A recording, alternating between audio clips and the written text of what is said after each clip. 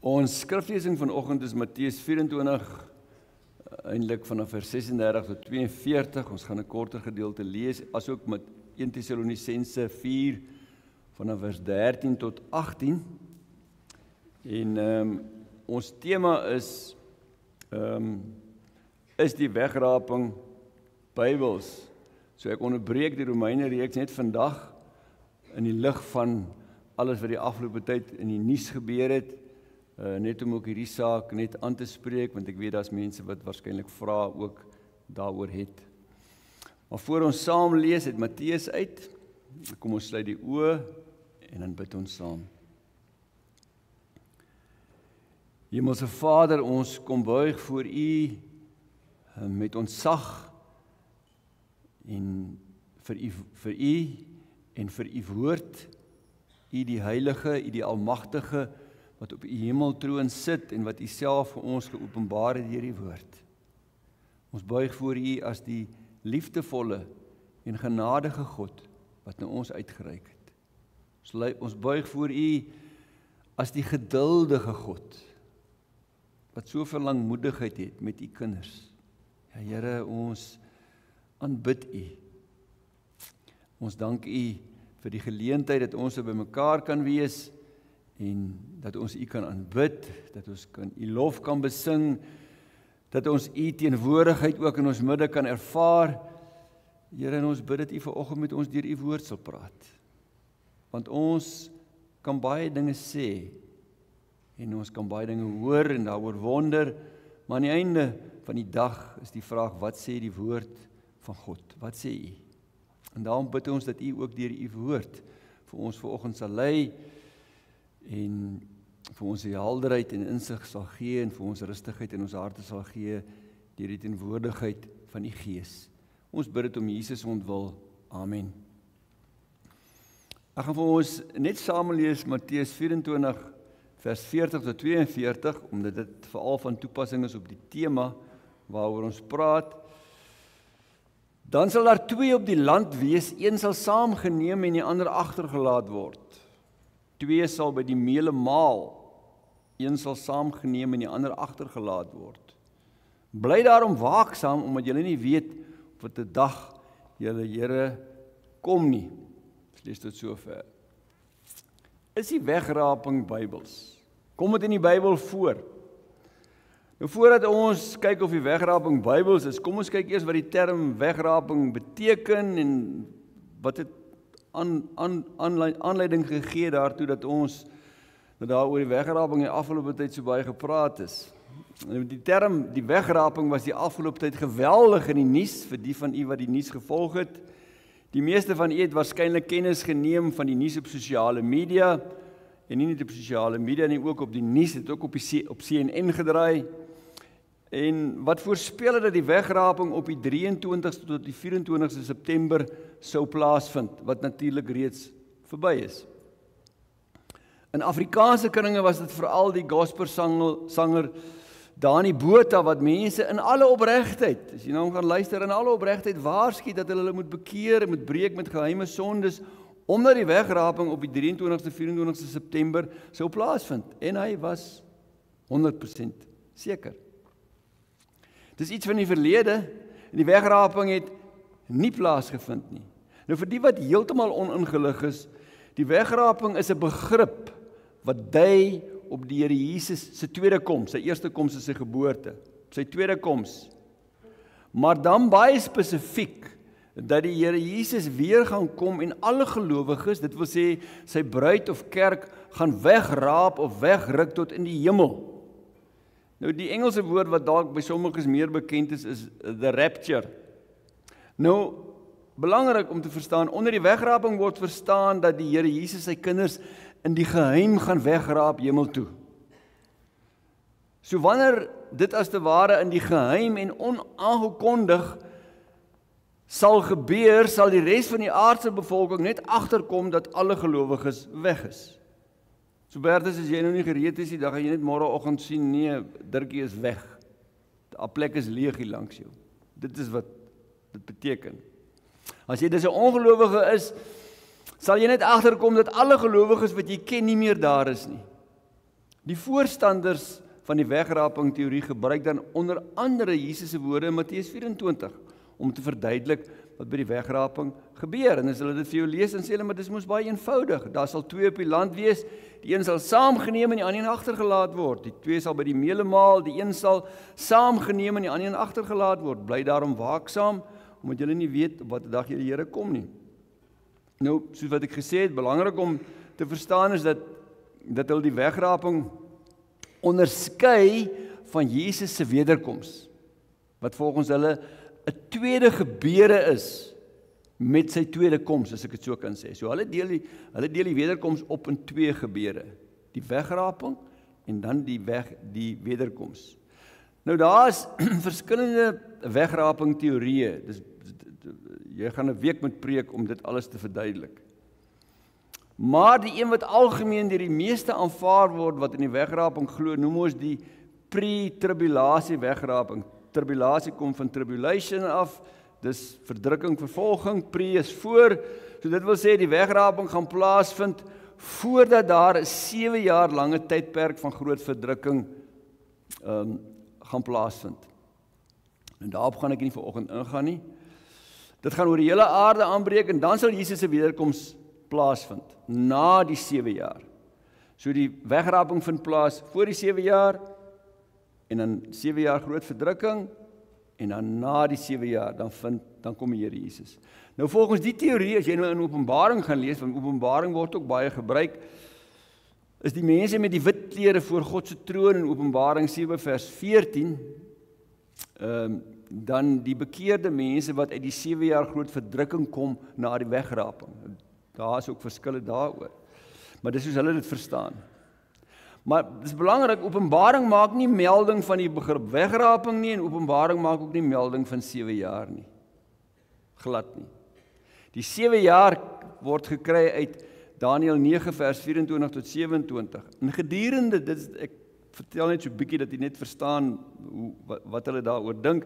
Gedurende die 7 jaar verdrukking sal die tempel in Jerusalem ontwy word en die volk Israel erg vervolg word. Op die laaste dag van die groot verdrukking, dan sal Christus se tweede wederkoms in die openbaar voor almal se oë plaasvind en hy sal dan sy kinders kom haal. En dan is dit ook die aanbreek van die sogenaamde 1000-jarige vrederyk, wat net in Openbaring 20 genoem word, waar Christus dan as koning sal regeer. Nou Skrif verklaar dis verskil daaroor, doodgewoon, daar is soveel interpretasies soos wat daar Skrif verklaar is doodgewoon omdat Openbaring so 'n simboliese boek is. Nou miskien moet ek net sê, 'n baie belangrike skrifbeginsel is, as jy na die woord van die Here gekyk, en jy wil iets verklaar, dan gaan jy eers na die duidelike, voor die hand liggende, eenvoudige gedeeltes, wat oor 'n saak praat. En dan gaan jy na die meer simboliese gedeeltes toe. Veral boeke soos Daniël en Openbaring, wat apokaliptiese terme oor die eindtyd gebruik, van drake en allerhande goed, wat betekenisse het, maar dis nie so voor die hand liggend soos Paulus se briewe wat in gemeentes geskryf het. So jy gaan kyk eers na die eenvoudiger gedeeltes en jy verklaar dan hierdie simboliese gedeeltes in die lig daarvan. So dis belangrik. Dit is net so agtergrond. Nou die vraag is, waar kom Dani Botha aan die idee van die sogenaamde wegraping, dat dit die 23ste en die 24ste sou plaasvind? Nou in kort, Joshua Mhlakela, hy is 'n selfopgelegde profeet van Johannesburg, wat eintlik uit die Kaap afkomstig is. Hy het die hele wêreld op hol gehad, letterlik die hele wêreld. Hy noem hom nie eers self 'n pastoor nie, maar beroem hom daarop dat die Here Jesus self aan hom in Julie 2025 verskyn het, en die volgende vir hom gesê het, en u kan dit gaan luister, die onderhoud waar hy dit sê. Hy het gesê, "The rapture is upon us, whether you are ready or not. I saw Jesus sitting on his throne, and I could hear him very loud and clear saying, I am coming soon. And he said to me, on the 23rd and 24th of September, I will come back to earth." Nou, hy was baie seker. Want as die Here Jesus dan nou so persoonlik met jou praat, dan gaan jy mos nou nie twyfel nie. Dani Botha se wegraping voorspelling kom in 'n sekere sin van Joshua Mshlakela af. Nou, die Here het vir Dani Botha, as jy nou weer vir hom mooi gaan luister, het die Here vir hom gewys die sogenaamde 7 jaar verdrukking. Die Bybel praat van 'n verdrukkingperiode. Die 7 jaar haal hulle uit Daniël uit. Wanneer die 7 jaar verdrukking, die Here het vir hom gewys, die 7 jaar verdrukking gaan nou begin. En met dit in sy agterkop toe hy nou hierdie profeet Joshua se profesie hoor, toe sê hy, maar dan moet dit die waarheid wees. Het hy gesê, maar dit is absoluut die waarheid. En jy kan hom gaan luister voor die 23ste, daar is 'n onderhoud wat hy het met Isak Du Plessis en met ander ouens voor die 23ste, en dan kan jy op die 25ste, dan voer hulle weer 'n onderhoud met hom. So dis hoekom hy so seker was. Maar daarmee saam, behalwe nou die Joshua en Dani, was daar ook gelowiges wat vanuit Daniël 9 vers 25 en 26, dis baie interessant, detailberekenings gedoen het. Jy kan dit gaan luister. Dat die wegraping op die 23ste, 24ste September sou plaasvind, sien dit die datum is waarop die Joodse Loofhuttefees, die Feast of Trumpets, sou plaasvind. Hulle werk om in detail tot op die dag. Nou die merkwaardige is dat nie net Dani dit geglo het nie, maar baie mense reg oor die wêreld het dit geglo. Selfs op CNN, daar die vrou gepraat met Steve Wolberg, en hy het met haar gepraat, en die enetjie daar aan die regterkant, sy het gesê, sy en haar katjies, hulle is op pad hemel toe, hulle gaan nou weggeraap word. Dit was op CNN gewees. Hy het onder andere die boek geskryf, The End Time Delusions, oor die wegraping wat nie plaasgevind het nie. Nou duisende mense tot in Amerika het die wegraping verwag. Baie mense het hulle besittings verkoop voordat die wegraping sou plaasvind. Nou duisende mense, insluitend Dani Botha, is wreed ontnigter oor die wegraping wat nie plaasgevind het nie. Maar geliefdes, die voorspelling oor 23-24 September se wegraping is nog nie oor nie, dit het 'n nuwe wending geneem. Daar is alreeds mense wat nuwe berekenings gedoen het. Nou die vorige berekenings, daar's 'n nuwe datum. Die vorige berekenings is gedoen op die Gregorian kalender. Paus Gregorius die 13 het in 1582 dit ingestel om die Julian kalender te vervang. Nou die nuwe berekenings word gedoen op die Julian kalender wat Julius Caesar in 46 voor Christus ingestel het. Nou Julius Caesar se kalender het nie so mooi voorsiening gemaak vir die skrikkeljare nie, so dan skuif die kalender so 'n bietjie aan. Maar nou bereken hulle dit op grond van die Julian kalender en dan sê hulle die datum is die 7de tot die 8ste Oktober. En vandag is dit 5de. So dis om die draai. Nou die Joshua Mshlakela, wie se wegraping profesie vir die 24ste en die 25ste van alle waarheid ontbloot is, het reeds in die openbaar bekend gemaak dat die nuwe datum is die 7de 8ste Oktober, omdat die Here toe vir hom kom wys het dat hy sy berekening doen volgens die Julian kalender en nie die Gregorian kalender nie.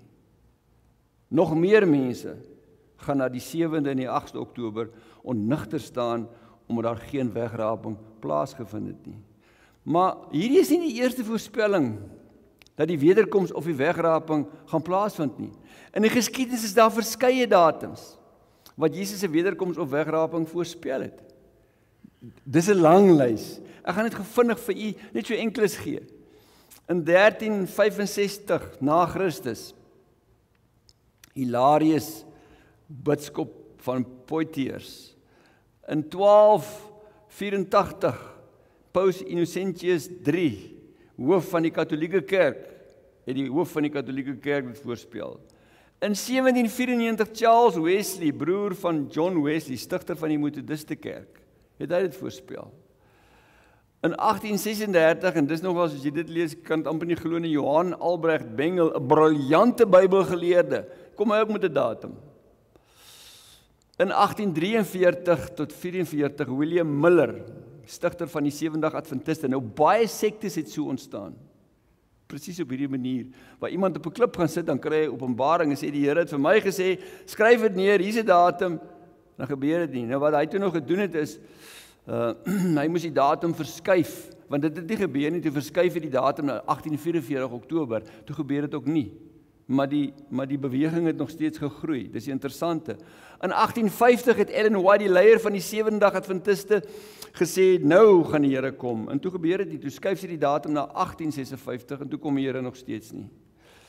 In 1965, 1891, Joseph Smith, stigter van die Mormoonse sekte, 'n engel het dit vir hom gesê. Hulle het ook die datums aangeskuif en dan later dan verklaar hulle dit. 1965, William Branham, uit die Pinkstergeleedere uit, wat vreemde goed gesien en gehoor het, hy het ook datum gehad. En dan in 1988, baie interessant, het Edgar Wiseman 'n boek geskryf, Why the Rapture Could Be in 1988. En die ergste is, duisende mense glo dit elke slag, want daar is 'n soeke na hierdie bonatuurlike. Maar hulle gaan nie na die woord van God nie. En dan in 2011, daar is nog baie ander, het is gemaak deur die Amerikaanse Christelike radioaanbieder Harold Camping, wat beweer het dat die wegraping op 21 Mei 2011 sou plaasvind, en hy was so seker dat die billboards oral opgerig. Deur die einde van die wêreld wat gaan volg op 21 Oktober 2011. En dan in 2012 was daar die Mayan kalender wat ook die einde van die wêreld voorspel het, en jy sou nog kom byvoeg en byvoeg en byvoeg en byvoeg. So Dani Botha en Joshua Mahlakela moes net die geskiedenis gelees het om te sien dat daar vele valse profete voor hulle was. Nou is hulle valse profete? Ja. As jy iets voorspel en sê dit gaan gebeur in die naam van die Here en dit kom nie uit jy, dan is jy 'n valse profeet. Dan moet jy dit bely as sonde, want jy het mense laat dwaal. Ongelukkig sien ons nie so baie daarvan nie, omdat hulle so ernstig is. En ek betwyfel nie hulle erns nie, maar die valsheid is baie duidelik sigbaar. En nie een van al die vroom gelowiges, predikante, sektestigters, Bybelkenners het Jesus se woorde Matteus 24 ernstig geneem nie. En wat sê Jesus daar? Van daardie dag en uur dra niemand kennis nie. Selfs nie die engele van die hemele nie en ook nie die Seun nie, net die Vader alleen. Dani Botha sê die uur verwys na die wegraping en die dag verwys na die wederkoms. Baie interessante interpretasie. Maar hulle het dit nie ernstig geneem nie. Niemand weet nie. Niemand kan weet nie. Jesus het dit gesê. En dan kom die datum so een na die ander uit. Terug na die wegraping teorie. Voordat ons kyk of die wegraping teorie enigsins Bybels is, kom ons kyk net kortliks hoe het die wegraping teorie in die kerk ontstaan. Hoe oud is dit? Hoe lank kom dit aan? Het is interessant om te sien dat die wegraping teorie eers maar heel onlangs, eers sedert 1830, binne die kerk en veral in Amerika as die waarheid geglo en verkondig het. Wat het gebeur? Dit het begin by 'n spesifieke persoon. In 1830 was daar 'n meisie met die naam van Margaret MacDonald, 'n jong Skotse meisie, en daar was geestelike oplewings gewees in die gemeentes, en sy het visioene gesien van die Here Jesus wat sy bruid met 'n wegraping gaan kom haal. En die storie lui dat die Skotse leraar John Nelson Darby haar visioene ondersoek het en daaruit die wegraping teorie ontwikkel het, naamlik dat Jesus se wederkoms in 2 fases sal plaasvind. Eers 'n geheime wegraping en daarna sy openbare wederkoms. Nou of die jong Skotse meisie hom regtig beïnvloed het, kan ons nie bewys nie. Maar in Amerika, veral in Amerika, het John Nelson Darby se wegraping teorie baie vinnig versprei en is deur baie geglo. En daar's 2 redes hoekom dit gebeur het. Die eerste een was die wêreldbekende evangelis Dwight Moody het gehelp om die idee van 'n wegraping te verkondig, en voorstanders van die wegraping teorie het by sy Moody Bible Institute gepreek. Maar die grootste faktor in Amerika was die Scofield Reference Bible in 1909, wat die wegraping teorie openlik ondersteun en gepropageer het, waar hulle inskryf en sê, hier praat Jesus oor die wegraping. En mense wat hulle Bybel ken nie, lees, dit staan in die Bybel. Dis hoekom baie mense in Amerika glo dit. En in meer onlangse tye, wat 'n baie groot invloed gehad het, het Tim LaHaye en Jerry Jenkins se 12 boeke The Left Behind series, dis nou die wat agterbly. Dis hoekom The Left Behind series is, wat vanaf 1995 tot 2005 verskyn het, as ook Tim LaHaye se boek The Rapture, wat in 2006 verskyn het, baie gelowiges oortuig dat die wegraping teorie die waarheid moet wees. Maar wat die finaal die spyker in die doodskus ingeslaan het om so baie mense te oortuig, was die rolprent films wat gemaak is, die Left Behind series. En dit het 'n bedragie van 65 miljoen dollar ingebring. So dis 'n goeie geldmaakbesigheid, die wegraping teorie. Dit het baie mense wat dit gesien het, doodgewoon oortuig, dit moet die waarheid wees. Maar insiggewend is egter dat tot voor 1830 het geen erkende kerk of belydenisskrif van enige kerk die wegraping as 'n Bybelse leerstuk erken nie. Dis maar van 1830 af. Vir so vir 1800 jaar het die kerk dit nie geglo nie, tot John Nelson Darby se teorie. Nou kom die vraag, en dis die belangrike vraag, kom die leer van die wegraping enigstens in die Bybel voor? Lees ons dit daar? Nou die belangrikste teks, wat as bewys vir die leer van die wegraping voorgehou word, en dit sal die voorstanders van die wegraping vir jou sê, is 1 Tessalonisense 4 vers 13 tot 18. Ek gaan dit vir ons lees, so ons moet gaan kyk, praat 1 Tessalonisense 4 vers 13 tot 18 van 'n geheime wegraping, of praat dit van die wederkoms van die Here Jesus? Nou kom ek lees dit vir u. Broers, ons wil nie hê dat julle onkundig moet wees oor diegene wat ontslaap het nie, sodat julle nie treur soos die ander mense wat nie hoop het nie. Want as ons glo dat Jesus gesterf en opgestaan het, God sal ook so diegene wat ontslaap het deur Jesus met hom saamneem. Want dit sê ons vir julle deur die woord van die Here. Ons wat lewe, wat agtergebly het tot die koms van die Here. Nou die voorstanders van die wegraping sien die koms van die Here daar as 'n geheime wegraping en nie as sy openbare wederkoms nie. Sal beslis nie diegene wat gesterf het voorwees nie, want die Here self sal met 'n luide bevel, met die stem van 'n aartsengel en met 'n trompet geskal van God uit die hemel afkom, en diegene wat in Christus gesterf het, sal eerste opstaan. Daarna sal ons wat lewe en oorgebly het, saam met hulle in die wolke opgeneem word, om die Here in die lig te ontmoet. En so sal ons altyd by die Here wees. Bemoedig mekaar dan met hierdie woorde. Sal met hom opgeneem word en hom in die lig ontmoet. Nou Paulus skryf, kom ons kyk eers na hierdie gedeelte en probeer uitmaak, wat sê dit vir ons? Paulus skryf aan die Tessalonisense omdat hulle onseker was oor wat gaan gebeur met gelowiges wat reeds gesterf het wanneer die Here Jesus kom. Hier staan ek nou, die Here Jesus kom, my pa is dood, hy lê in sy graf, wat word nou van hom? Dis die vraag. Daarom sê Paulus in vers 13, broers, ons wil nie hê dat julle onkundig moet wees oor diegene wat ontslaap het nie, die wat reeds dood is nie.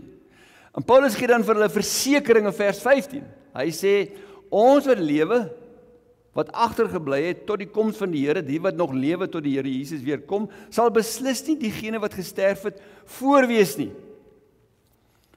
So ons gaan hulle nie voorwees, later verduidelik en hoekom. Nou die Griekse woord vir die koms van die Here is die woord parousia. Nou die betekenis van die woord parousia help ons baie om die betekenis van die koms van die Here in Paulus se Tessalonisense brief te verstaan. Parousia is die Griekse woord wat gebruik is om 'n keiser of 'n koning se aankoms by 'n stad aan te kondig voordat hy met sy hele delegasie en afvaardiging die stad sou binnegaan. En sy aankoms is bekend gemaak met luide trompetgeskal. En dan het die stad se inwoners uitgegaan en die koning buite die stad verwelkom. Die belangrike mense het eers uitgegaan, verwelkom die koning buite of die keiser en dan groet hom en dan gaan hulle weer binne. Nou hier praat Paulus van koning Jesus wat vanuit die hemel na die aarde terugkeer om dit in besit te neem en van sy kinders en van die aarde wat herskep gaan word. En dit word aangekondig. Hoe word dit aangekondig? Nie gewone trompet nie. Want die Here self sal met 'n luide bevel, met die stem van 'n aartsengel en met trompetgeskal van God, dit gaan nie ligte musiek wees nie, uit die hemel afkom. Soos wat die koning en sy afvaardiging die inwoners buite die stad verwelkom is, gaan Jesus en sy afvaardiging deur God se kinders in die lig verwelkom word. Paulus bemoedig die gelowiges dat hulle nie bekommerd hoef te wees oor die gelowiges wat hier het gesterf het nie. Nou, hy sê dan ook in vers 16 tot 17, diegene wat in Christus gesterf het, sal eers opstaan, dit gaan in 'n oogwink gebeur. Daarna sal ons wat lewe en oorgebly het, saam met hulle die wolke opgeneem word om die Here in die lig te ontmoet. So wanneer die Here Jesus verskyn, dan gaan die dooies opstaan, die gelowiges gaan opstaan, en hulle gees wat by die Here is nou, gaan met hulle liggame verenig word, hulle kry 'n nuwe verganklike liggaam. Die gelowiges wat leef, kry ook 'n verganklike liggaam, en ons gaan saam die Here ontmoet. So jy sou kon vra, wie is almal in koning Jesus se delegasie wanneer hy kom? Dit is baie interessant. Dis nou wanneer hy die tweede keer kom om sy kinders te kom haal en die wêreld te oordeel. Wel, vers 14 gee vir ons 'n aanduiding, maar geleerdes verskil hieroor. Hy sê, God sal ook so diegene wat ontslaap het deur Jesus met hom saamneem. Nou, sommige Bybelgeleerdes verstaan dit so, dat Jesus die ontslape siele van die gelowiges wat gesterf het, wat nou by hom is, hulle is nie in 'n tussentoestand nie, hulle is nou by die Here, soos die misdadiger aan die kruis, vir wie Jesus gesê het, vandag sal jy saam met my wees in die paradys. So wanneer Jesus kom, dan bring hy hulle saam. En dan gaan hulle siele of gees in hulle verheerlikte liggaam, in hulle liggame, in hulle kry verheerlikte liggame, hulle staan op uit die dood en gaan saam met die ander gelowiges, gaan hulle die Here in die lig tegemoet. Ook deel van die Here Jesus se afvaardiging sal wees sy heilige engele, wat saam met hom sal kom. So dit gaan groot wees. Spektakulêr, as ek hierdie Engelse woord kan gebruik, wat anglisisme is. In sy tweede brief aan die Tessalonisense beskryf Paulus verder oor die koms van die Here. Hy sê, die Here Jesus sal met sy magtige engele in 'n vuurvlam uit die hemel verskyn. Dis hoe hy gaan kom. Om nou die wegraping teorie te beoordeel in die lig van die skrif, is dit belangrik om te besef dat Paulus se woorde in vers 17, ons wat lewe en oorgebly het, sal saam met hulle in die wolke opgeneem word om die Here in die lig te ontmoet, die enigste teks is in die Bybel waar gepraat word van gelowiges wat weggevoer word die lug in. Nou is die vraag, is dit 'n geheime wegraping die in die konteks van hierdie teks? Of vind dit plaas by die Here Jesus se wederkoms wat vir almal sigbaar is? As ons na die konteks van hierdie gedeelte kyk, is dit baie duidelik, en jy moet regtig nog as 'n klompie goed inlees om tot 'n ander oortuiging toe kom. Is dit baie duidelik dat daar geen sprake is van 'n geheime wegraping by Paulus in hierdie gedeelte nie. Glad nie. En dat dit hier oor die Here Jesus se wederkoms gaan, die parousia van Christus, die openbare triomfantelike koms van koning Jesus, om na die nuwe aarde te kom en saam met sy kinders te regeer. Nou 1 Korintiërs 15 skryf Paulus ook oor die gelowiges wat saam met Christus gesterf het, en dat hulle met Christus se wederkoms eers sal opstaan, soos wat hy in 1 Tessalonisense 4 vers 16 beskryf. Daar is dit ook duidelik dat die wederkoms van Christus nie in die geheim plaasvind nie. In elk geval, hy praat nie daarvan nie, en dis die enigste plek waar daar van 'n wegruk na die hemel gepraat word. Dit verwys nie na 'n stil, geheime eerste koms nie. In 1 Korintiërs lees ons die volgende: kyk, ek vertel vir julle in misterie. Nie almal van ons sal ontslaap nie, maar ons sal almal verander word by die laaste bassein. Die laaste bassein. Wat sê dit vir jou? Dis die einde. Dis die trompetgeskal in Tessalonisense. Die bassein van die Here. Dit beteken dis die laaste ene. Daar gaan nie weer dit wees nie. Dis die einde wat nou aanbreek. By die laaste bassein, binne 'n oomblik, 'n oogwink.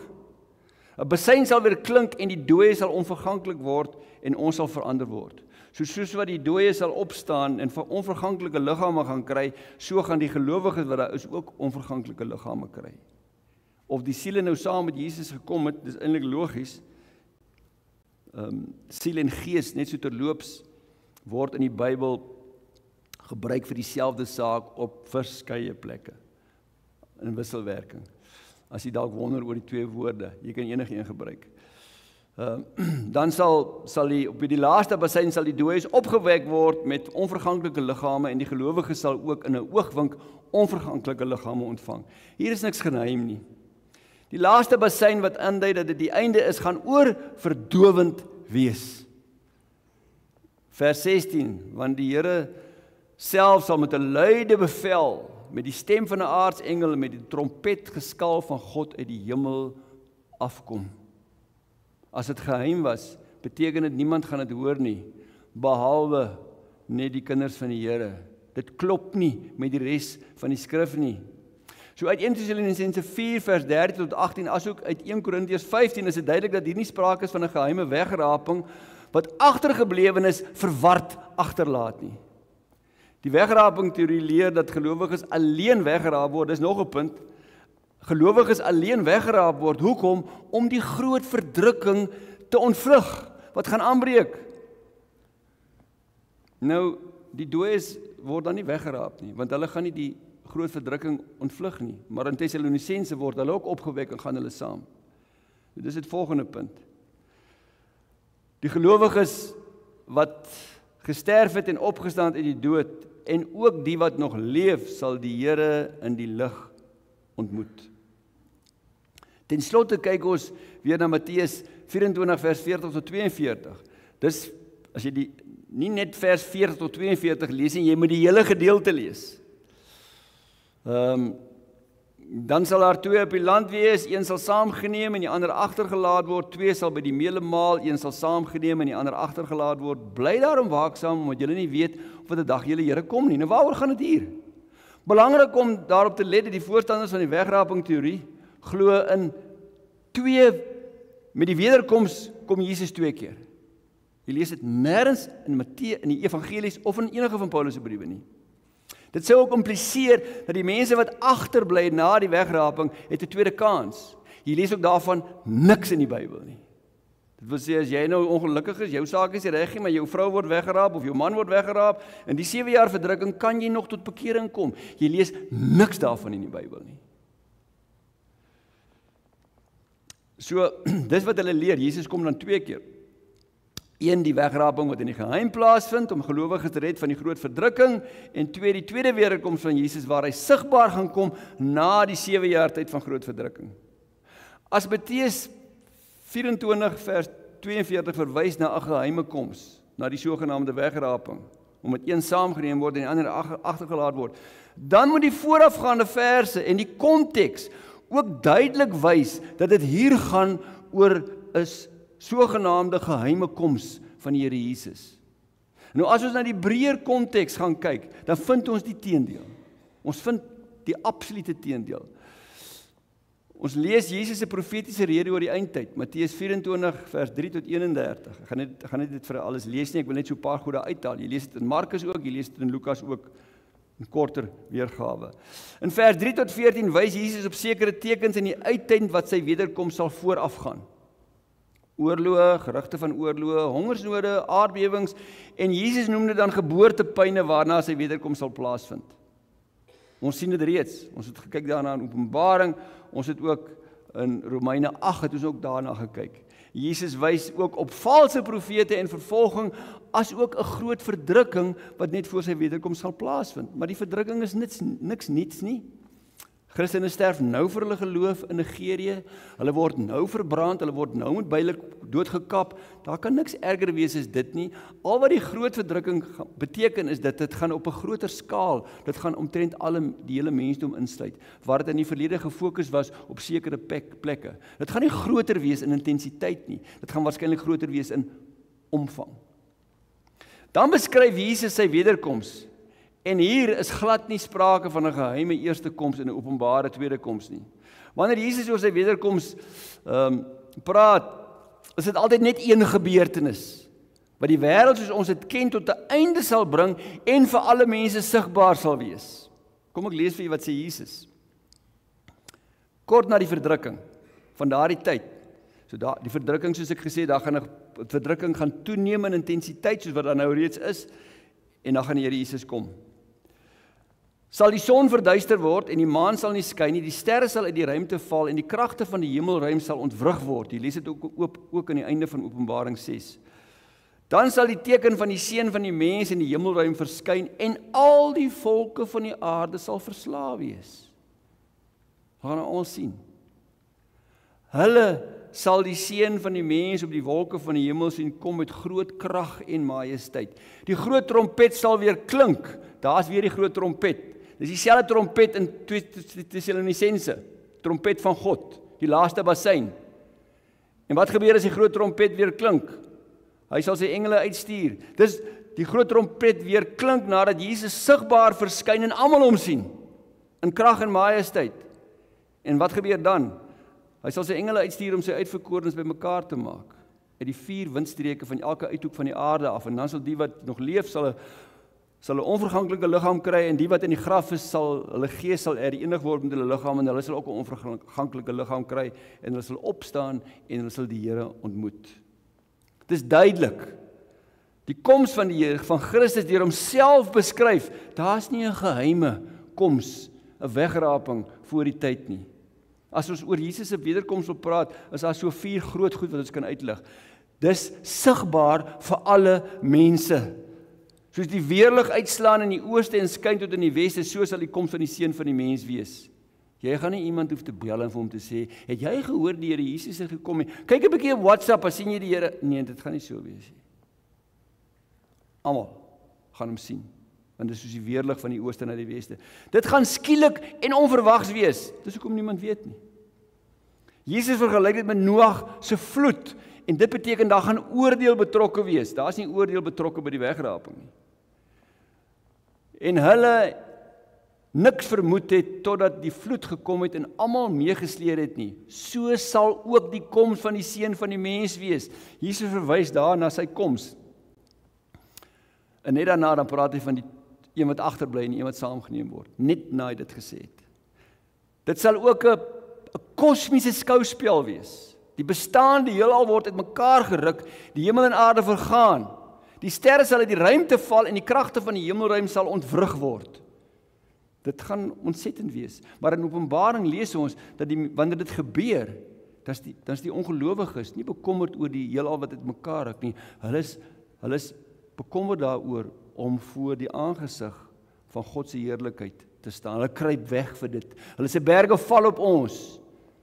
Dis nie dat hulle nie weet nie, hulle sien dit. En dit sal in heerlikheid wees. Die heerlikheid van God sal daardeur geopenbaar word, want almal sal dit sien. Hulle sal die seun van die mens op die wolke van die hemel sien kom met groot krag en majesteit. En in Matteus 24:30 lees ons ook, dan sal die teken van die seun van die mens in die hemelruim verskyn en al die volke van die aarde sal verslaaf wees. Dis die wederkoms wat die Here Jesus beskryf in Matteus 24, voordat hy praat oor die een wat saamgeneem word en die een wat agtergebly word. So hier is duidelik waaroor hy praat. Hoekom verslaaf? Omdat die eindoordeel aangebreek het. Dis hoekom hulle verslaaf is. Soos in Openbaring staan, elke oog gaan hom sien, ook die wat hom gekruisig het. Daarom waarsku Jesus sy toehoorders in Matteus 24:36 tot 39, dat hulle waaksaam moet wees, omdat hulle die dag en die uur van sy wederkoms nie weet nie, en dat sy wederkoms diegene wat nie gereed is nie, sal oorval soos wat die vloed die mense in Noag se tyd oorval het. Nou baie belangrik, dis in hierdie konteks wat Jesus vir sy disippels daarop wys, dat wanneer die eindoordeel die wêreld met sy wederkoms tref, dan sal die een saamgeneem word, en die ander een agtergelaat word. Dis so eenvoudig soos wat dit is. Hier is dis nie sprake van 'n geheime wegraping nie, maar van met Jesus se wederkoms gaan God se oordeel mense skei. Gelowiges gaan saamgeneem en gered word, en party dis soos Noag en sy familie in die ark, en ongelowiges gaan agtergelaat en veroordeel word, soos die mense wat tydens die vloed meegesleer en verdrink het. Dis die konteks van Matteus 24 vers 40 tot 42. As jy iets anders inlees, dan is jy nie besig met uitleg nie, dan is jy besig met inleg. So wat is die les?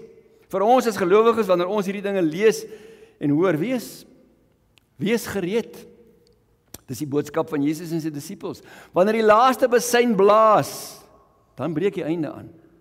Wanneer die groot trompet weer klink, en God sy engele stuur om sy uitverkorenes bymekaar te maak, moet jy gereed wees. Of jy liggaam nou in die graf lê, dan moes jy al gereed gewees het.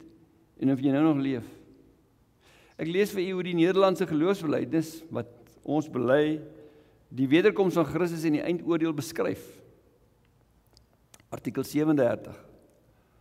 Ons glo ten slotte in ooreenstemming met die woord van God, dat wanneer die tyd gekom het, wat die Here bepaal het, die tyd is vir alle skepsels onbekend, en die getal uitverkorenes volledig sal wees. Ons Here Jesus Christus met groot heerlikheid en majesteit in die hemel sal kom, liggaamlik en sigbaar soos hy opgevaar het, om homself as regter oor die lewendes en dooies aan te kondig, terwyl hy hierdie ou wêreld aan vuur en vlam sal prysgee. Petrus praat veral daaroor, om dit te suiwer.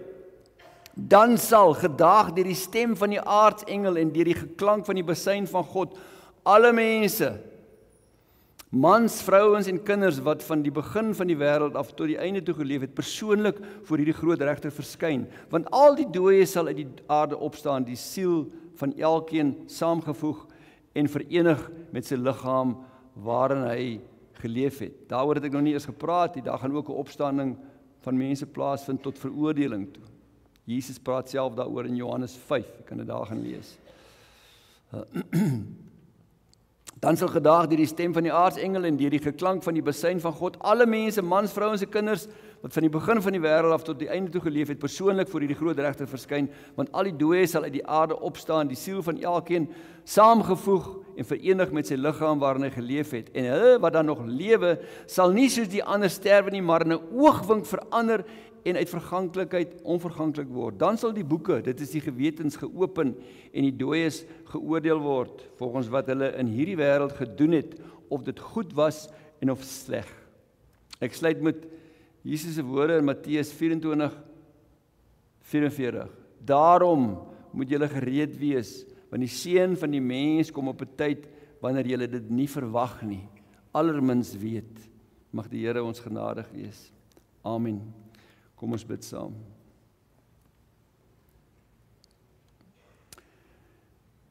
Here Jesus, ons aanbid U as ons koning, as die een wat regeer, wat aan die regterhand van die Vader sit, as die een van wie die profete voorspel het dat U gebore sou word, dat U sou sterf vir ons sonde. En die profete het ook voorspel dat U weer gaan kom. Die profete het ook voorspel die eindoordeel, U wederkoms. En daarom, Here, rig ons harte op U.